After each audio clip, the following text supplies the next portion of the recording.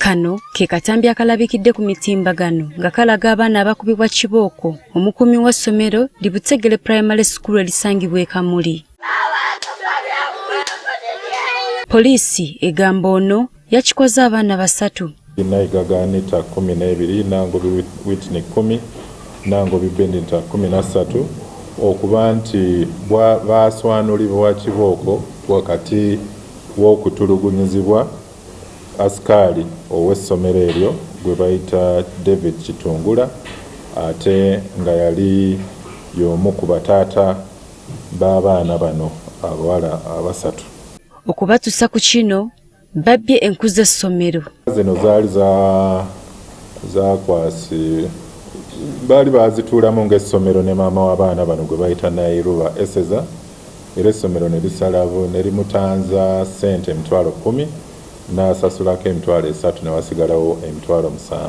Poliisi etegeezezza nga mu kiseera kino omukumi w'essomero lino bwakwatiddwa ne nannyini ssomero. Omukumi w'essomero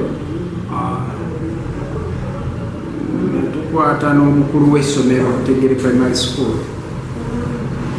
eby'okutulugunya abaana era nga n'okunoonyeza okusinga ku kyagenda mu maaso.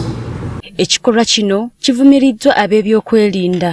Bano bw'obalaba ebinuubule babirina baakubwa bubi nnyo ku musango gwe baali bagezaako okuzza naye ate era nga tebaaguzza kubanga abaana mbu baali bagezaako ku bbanku naye n'omusomesa yazibasuuza. Ekifaananyi tekyali kirungi, obukambwe bwali buyitirivu.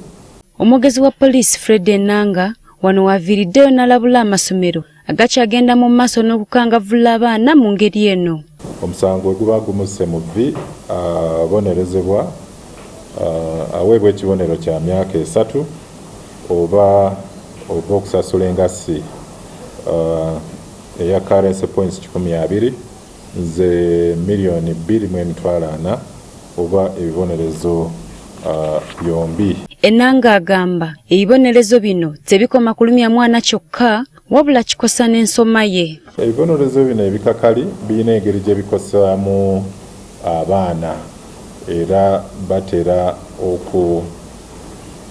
okukaluubirirwa mu misomo gyabwe kyobudolaba gavumenti yavaayo okukirwanisa. Okunoonyereza kuzze kulaga nga abaana bangi bavudde ku by'okusoma olw'okuyisibwa mu mbeera ey'okutulugunyizibwa mu masomero ne beetamwa okusoma.